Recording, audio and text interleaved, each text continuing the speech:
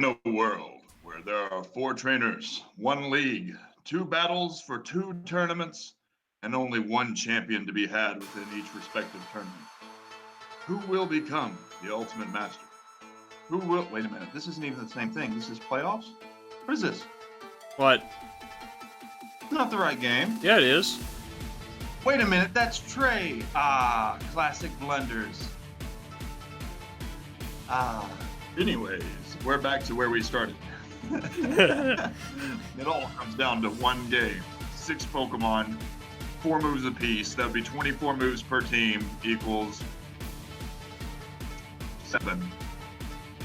Yeah, there's a problem here with what I just said, is that I didn't introduce you as the Nut Cut Playoff Championship game.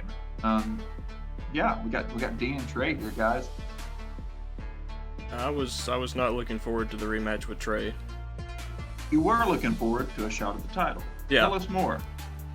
Man, this is probably only the second or third time I think I've played for any of the titles.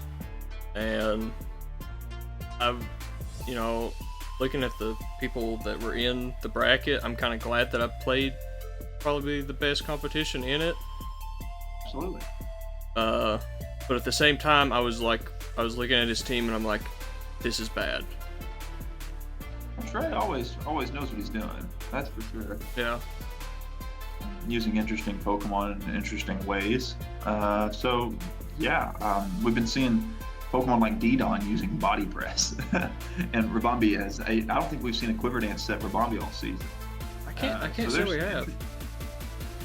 Yeah, so it's been some interesting stuff, and for like you said, you square off against. Of course, the record shows this is the championship game for the night, but you're squaring off against arguably one of the better players in this whole league. That's great. That's what else could you possibly want out of this? Now, do you have any kind of trophies so far, Dean? Have you claimed trophies for yourself at the end of the season yet? Nope. So this was your first time playing for a Nut trophy. Yeah, because I think the last one I played for was a championship a few seasons back. Yeah, right. So there's this. This is some spicy moments here, and Trey, of course, it's been a while since Trey has been able to claim any kind of accolade in the league. Like I said, he's still one of the better players. Both of you guys are, and you have reputations of excellent team building and cool strats. But it shows how competitive this league is, how hard it is to get to the top, and even in just the Nut Cup, respectively, or the UPC Cup. So yeah, for you to come out to the top here and be playing off against Trey, one of you guys is going to come away happy here, of course. It's going to be good stuff. I'm really looking forward to seeing, how this all plays out. Yeah. Like, one thing I kind of flashed back to when I was building this team was I was not going to let the Defiant Phalanx do what he did the last time. Which was, remind us, Dean, I think we all got a little blown away by how defiant that thing actually became. Yeah, it just kept getting worse. We looked no retreat, and it just didn't die for a long time. Big sick temper Tyrannus or something like that, death to tyrants or whatever, how that all goes with the Phalanx and the Spartans and the we rebel against any kind of competitive opposition. No retreat, boys. It's bad. It's a bad time. So that's a good thing to prioritize. What else? I mean, of course, you see the Vish, right? Mr. Vish is a problem. Rotom box, toolbox of tricks. That Charizard, even though it cannot Dynamax anymore, and that was kind of the main appeal to Charizard maybe at the beginning of this draft league, he's still done a lot of work. We've been seeing him packing moves like Hurt and Fire Blast. Yeah. And those are solid, man. Those are very solid. He's been a pretty good asset for Trey's team this season. I mean, he usually plays fairly well. I mean, Charizard in general is a good Pokemon, but of course the biggest thing you have to watch out for in singles is hazards. Unfortunately, he's quad weak to rock. That's a big one. With the heavy-duty boots item being introduced in this generation, I think Charizard is becoming less afraid of singles format and switching in. That's been a real tool for him. Running that or not this season that I can remember right offhand. But that's something that definitely helps in neutral, right? It's a lot of damage to be coming in and not dealing anything out. Yeah. Looking at Trey's side, I know having to plan for your team is difficult. Runerigus is so thick. Gudra also is the same with the opposite defense. Diggersby gets kills. Surfetch gets kills. And then the other two are just really great utility there with the Silvally and the Galvantula, and of course the rest of the rock. I see that Trey tried to avoid altogether anything that would take even neutral damage from the first impression on Surfetch. So I thought that was a very interesting play there in particular, is to try to avoid any kind of, I guess, I don't want to call it sneaky damage, but that's a big move to be coming from Surfetch and potentially getting a critical hit. Yeah. I think that pretty well does it as far as covering how everything mind game wise in the preparation for this one coming out, and that just leaves the entire major portion of the mind games that took place during the battle. It starts all with the first turn, Dean. Throw it out there.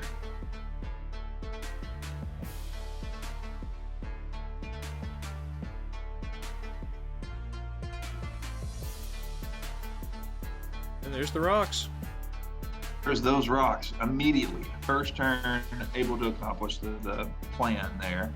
Even landing a Will-O-Wisp on a, Trick Room, Will-O-Wisp. This thing's got the support moves, don't it? Yeah. Yeah, interesting thing, I kind of brought up after the match was over.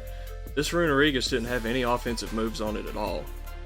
I wonder what the mysterious fourth move is. Now, hold up. Your Diggersby just lived a hydro pump from Rotom Wash. How? He fat. He's very fat. So is Runerigus. That's fantastic. This Rotom is not going away quietly, but the rocks damage with the burn, it's not so bad. It's at least neutralizing the leftover. Hydro Pump miss was unfortunate with the Destiny Bond up. Massively so bad, especially because Destiny Bond failed the second time and the Hydro Pump connected. At least Surfetch gets to claim one and potentially two, depending on how much damage it can deal here. Knuckle. Look. Yeah, he's just... It's the body press Duraludon again.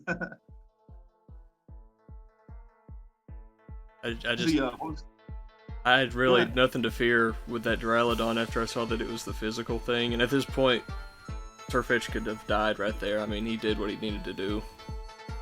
Yeah, and it was great chip damage to add to the Didon and ended up claiming the kill, which was fantastic. I was kind of curious as to why there was no fighting type move on the Surfetch, but what you had was entertaining. The Leaf Blade was excellent. Knockoff was good utility. If you get a crit in there extra, that's just as good. Yeah. How about our boy Galvantula? Yeah. Yeah, he, I know you kind of brought it up a couple weeks ago, I guess, about could have run Swarm as my take on it. And, this week it was Swarm, so those two Thunders back-to-back were full odds, 70%. I mean, sometimes you got to roll the dice, man, but, not packing Thunder on there kind of shows your hand a little bit. It tips the cards to where they can see what kind of ability you're running on that Galvantula, which he has great ones, right? Unnerve, Compound Eyes, and then Swarm. And I think, personally, that was the best set you could have ran, was the Swarm set. Having something techie in there as well was good. I think you may have been packing that Sucker Punch even. There were some good moves, I'm sure, on that Galvantula this time around, but I was really happy to see Swarm, Bug Buzz after Focus Sash, claiming the kill on a massive threat in Dracovic. The Parahax was a little unfortunate getting that, but I bet, yeah. It's the game we play, man. I think Trey has benefited from Parahax quite a few times this season, and I think if anybody had understanding over that, it would have been Trey. It's a good strategy to employ, especially in singles when there's not any other kind of variable there going on as far as a damage dealing Pokemon on the field that has full speed. At 30% points of Parahax is just, I don't know, it's hard to play around, but it's a great strategy if you can get it to work your way, which you did. That small chance of paralysis, it hurts. Yeah. But it happens. another kind of interesting set that I brought this week, because I knew he would have Sticky Web, and I had Sticky Web myself, but I really didn't want to set it up if I saw the Defiant Phalanx. But this Goodra was max speed, timid choice scarf to outspeed a Scarf Dracovish even at -1. If the Dracovish was at -1 also. Very interesting. I like that. Now, it wasn't Gooey Goodra, was it? It actually was. No. It was not Gooey. It was Sap Sipper. I was afraid of Stun Spore. And I get that. Okay. Sap Sipper was cool because, like I said, Trey with a Stun Spore. It's happened a couple of times now. The Gooey tech would have been, kind of gutsy, man. If you were, all this talk about Defiant Phalanx and then you run Gooey Goodra. Yeah, that would have been really bad. It could have been a bad time. Yeah, but the speed drop would have been the big thing.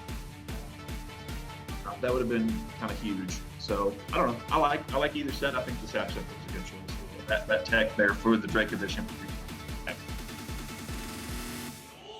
Still anybody's game here, I do believe. I think Charizard, if he has the right tech, he can eliminate the Goodra before the Goodra eliminates it. And then, of course, Phalanx. That's super effective against the Diggersby, and more than likely can clear the Goodra. What was the typing on the Silvally? Have we seen it yet? We have not seen it yet. I'm excited for the spice then. Let's let her roll. The beautiful bean footage. Ooh, that's okay, even better. Wow, trading licks. Quick bit of small, almost unimportant tech. It's Life Orb Phalanx, which is a duplicate item, and we had a little bit of a hairy time figuring that one out. If you guys have noticed that already, the Phalanx, this was coming down to it. We didn't know how this was going to end up because this Diggersby is low, man. Bam. Wow. Did you at least break a sweat there towards the end? Yeah,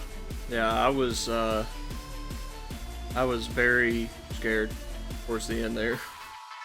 I completely understand why that thing was steamrolling, but because he had selected that close combat, you made such a genius decision to let it eliminate the Silvally before you moved to the Diggersby, knowing that you had that quick attack back in the back on the huge power stab move for Diggersby. Yeah, that was great. So you could hit that extra defense drop and hopefully, eliminate. That was your best bet at sealing the deal here, even with, a borderline disqualifying item on that Phalanx. Now, I say that, and I don't mean to take anything away from Trey's team. He totally brought it. That was just kind of a mishap. These things happen. Yeah. Sometimes more often with Trey, it just happens, man. You can't help it, or you can, but whatever. You get the point. That was a great way to still play around at Dean. Hands down, you earned the nut cup there with that 1-0 finish. Yeah. I learned a couple seasons ago when I lost to Thomas that I need to have priority on something, anything, everything. Because if I had Sucker Punch on Azelf, I could have won that game. Yeah, this was a couple seasons back. I think the last single season we had. And I think, if I remember right, and of course you guys check us here on this one from the about the middle of the season when you played Thomas in this season, you had priority with the Surf Edge. Mm-hmm. With an obstruct from the Obstagoon, and it costs you the game. So even when you do bring it, it's still up in the air, man. You have to keep those chips on your side of the table so you can gamble a little bit. Yeah. I don't know. I appreciate the set on the Diggersby. A lot of people feel like quick attack is standard, but you did not have to bring that this week. There was not a whole lot of reason outside of maybe this individual scenario or breaking a focus sash even. Yeah. As to why you would have that, but you hacked the tech. Well done. It was a great game to end the season on. Glad that me and Trey both gave it our best shot. For sure. Yeah, I was definitely entertained. I was sitting there right next to you watching everything go down live. And I was on the edge of my seat, man. That was an excellent match. I'm sure both of you guys put it all out there. And, that was just kind of a good cherry topper on the end of the, this is just the bottom half of the bracket. Like we had the whole other half of the bracket too for the UPC tournament champion in that particular tournament. And that was just, all of it. All of the competition, especially for this postseason, was top tier. Some very excellent play. We had Hurley doing very well, coming out of the shell and changing the team up a little bit and playing some. Russell, who had started out so strong, ended up kind of having to suffer a little bit in the postseason. You played well. Trey played well. Saw some cool sets, down the wire play. Just a lot of cool stuff from all of you guys, especially in that nut cut bracket there. As we talked about in the last video, the UPC tournament, that was some cool stuff. If I do say so myself. You got Double doing things, and you got Thomas's entire team is just a massive threat. So he earned that game against Hunter. Mm-hmm. That leads us into the one for all the marbles, man. This was the UPC tournament championship for the entire title. Season 9 is at our fingertips. It's me, Elite 4-Wheel 23 versus Tommy 4552 and the Orlando Magic Bounce. I don't know, man. I've got my Mighty Ducklets lineup, and I was feeling really confident in this one looking at it, especially seeing that there was no Hitmon Lee, I think is the one on Tommy's team. He had an excellent set with Mach Punch, Hitmon Lee, and I think it was even running Choice Band before. That terrified me, especially with Pokemon like T-Tar on my team. It just welcomes it, man. Knockoff from Hitmonlee onto an Eviolite Dusclops, that could have been problematic. Choice Band would have O-code Heliolisk. So right there from the get-go, not seeing Hitmonlee, I was feeling really relieved. The Ducklets were going to try to bring this one home, put the trophy back on the wall. But Thomas has brought a still scary lineup, that Mr. Mime, man. It's been running some very speedy, very hard-hitting offenses with moves that my team just does not appreciate. Yeah. Mankind has been a nuisance this whole season, as well as Obstagoon and Corsola. And you got massive offensive threats, both in Trick Room and just, I think last time I used Excadrill with Sand Rush to try to sweep my team. It was, oh man, the offensive power, the bulk, it's all there. This is going to be a tough one. And we saw that mine really clean up last week against Hunter's team. I mean, it's proved every week that it's brought, and it's actually had some play, that it's been a pretty serious threat. The set that Thomas has been running in particular leading up to this game was Choice Scarf. And, just going with that kind of mindset, I was like, oh my God, he runs the Choice Scarf, it's a problem. He changes it up to make things interesting, that's also a problem. I just was not happy to see mine at all. Good thing is, mine no longer has the fairy typing, and that means that Pokemon with Sucker Punch, like what I keep on my team, or maybe some dark type moves, fire type moves, fighting type moves, they're going to do some damage. I felt a little better about that, at least. Yeah. There are some interesting sets on my team in particular, and it takes a while for us to delve through everything that each of us had, because this is one you got to buckle in for. It's intense, but it's not a very long one either. I think Thomas has had games, he went to 70, 80 turns. Yeah. It's just long enough to make everyone feel physically tired, especially myself. This is a good one. All ready for it? Hit it. What was you thinking on the Machamp lead here? I don't know. I was thinking, if he doesn't start with certain Pokemon, I can get a really heavy upper hand here. I had knockoff on it for a Corsola lead. I had Bullet Punch on it for a Mime lead, and I'm pretty sure with my set in particular, I could have lasted a move. And then I thought maybe I could scare out Obstagoon. Now, he had the Obstruct still, and I did not want to hit that for a drop in defense, so I thought maybe I could just pressure the Obstagoon out with creating a Dusclops. Dusclops did exactly what he was supposed to do. He had completely eliminated Obstagoon. He was pain splitting, chipping that thing down between the own passive burn damage and then just Dusclops bulk. Heliolisk would come in and serve. Corsola just has zero special attack there, doesn't he? Yeah. such a great wall and does such great things facility-wise to cripple the entire team, especially these physical attackers with strength set moves and burns. But, you know, seeing a Giga Drain on there, it's good for recovery in a way, especially when you see things like Quagsire and Inteleon in the lineup. But they're stinky. Grabbed a quick sub on us. It's the defense free damage. Yes, sir. Now, pause this. Yep. I had to click it. He could have tried to go for it. I knew he had enough smarts to try to get out of there, but Sucker Punch would have eliminated the Excadrill there. It had such a high chance. And in this game where there's such a narrow difference in who can do what, you have to play with all the chips on the table. Like I said, you got to throw it out there. So I had to do the Sucker Punch. Thomas knew I had to do the Sucker Punch. Excellent switch back into the Mantine, and now we've got two really bulky Pokemon on the field. And it's a 5-5 tied up matchup, man, with almost no damage left onto any of the other Pokemon. Big Toxic there to put the Mantine on the timer. Switching around. But this is exactly where you wanted to be. Is it? You're right. It's totally where I wanted to be. I was waiting for the burn, man. That is Assault Vest, Guts, and Machine. With a Thunder Punch, baby. Even off the roost. Drops the Flying type, gets the big T-Punch and a Bullet Punch to finish it off. That is Guts, Machamp, son. Oh, and poor Mime.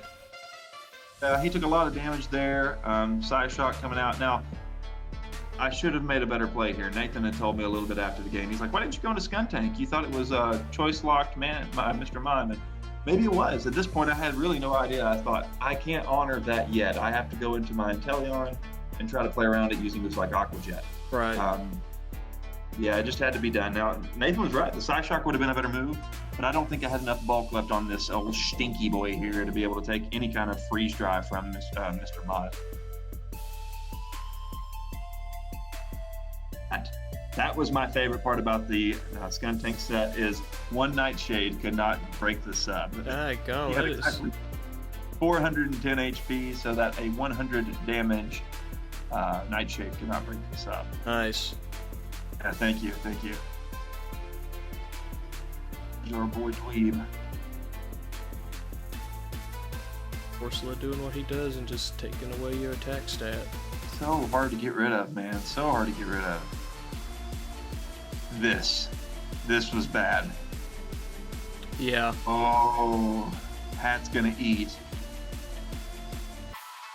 And to see, and he did. He had the Mystical Fire. Because I was dry skin Heliolisk, a Mystical Fire would have OHKO'd Heliolisk with almost any build on the Hatterene.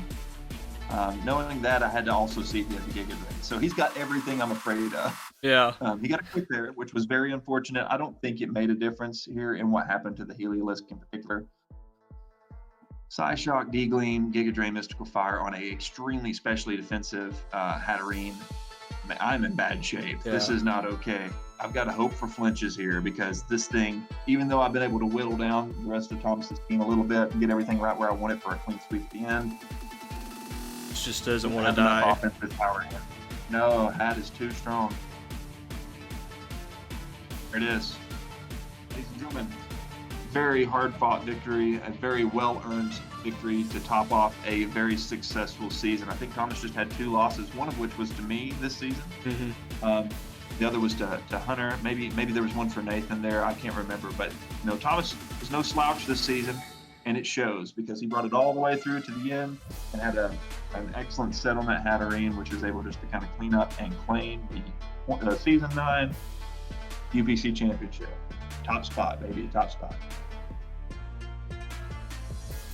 It was, like I said before at the during the Nut Cup discussion.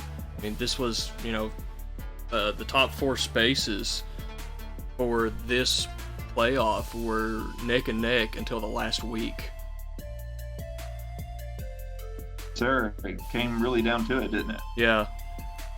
I mean, and that's just deciding it. That's not even considering the playoff matches. Yeah. I mean, like one different game, I guess if Hugh had ended up beating Hunter, I think Trey would have made it into the top 4. Absolutely. So I mean, we could have seen a whole different ball game for both championships, and that's what it comes down to. I mean, you've got to play to the very end every game, and you've got to just give it your all every week. Sir, if you can get the win, you have to make sure you get a very prominent win as much as possible. Because a couple of points differential can make all the difference in which tournament you end up in. We had third, fourth, fifth place tied with 7-4 records, myself, Hunter, and Trey. And it just came down to a differential of how many Pokemon were left standing on that side of the field when you claimed that win. That's how tight it is, ladies and gentlemen. It came down to the last week, just like you said, to be able to decide who did what and who got to play for which championship. Trey and I had the same records. He made it all the way to the Net Cup Championship. I made it all the way to the UPC Championship. Now, of course, neither of us claimed it, but that just shows it's close, boys. It's close. I'm just glad to see the level of competition growing every season. Oh yeah, for sure. It seems like 9 seasons is a lot, but this is there's been a lot of games. There's been a lot of grueling ones, but really just in the amount of time that it's taken to have this much growth, that's crazy how far a lot of these players in this league have come as far as advancing their game, really stepping up and even adapting to new formats or new strategies or new Pokemon altogether with this 8th generation being added. The league is coming along, man. I'm excited. I'm really glad that this one ended off this way. Like I said, can't stress enough how much you guys earned these awards. You getting to the Nut Cup Championship spots, top of the podium down there on the second half of the bracket, and then Thomas taking the top spot overall. This is a very, very good team. I'm so thrilled with how this singles format went out. Yeah. Anything else, Dean, you want to add off before we close her down here? No. Other than just thanking everybody for sticking around with us this season. We've had some good games, bad games, long games, really hard fought games. Come down to just 1 or 2 moves, really. Yeah. It's been an impressive season, and if you guys are just now joining in now to check this out, definitely go back through on this playlist in the channel and go through and see what we're all about, because it's been a fun season for sure. And just to see the progression from beginning to end is an interesting journey. It's interesting to think that we're already at the end of it too. That's the end of this season for our YouTube channel. Thanks so much, guys, for being a part of it, of course.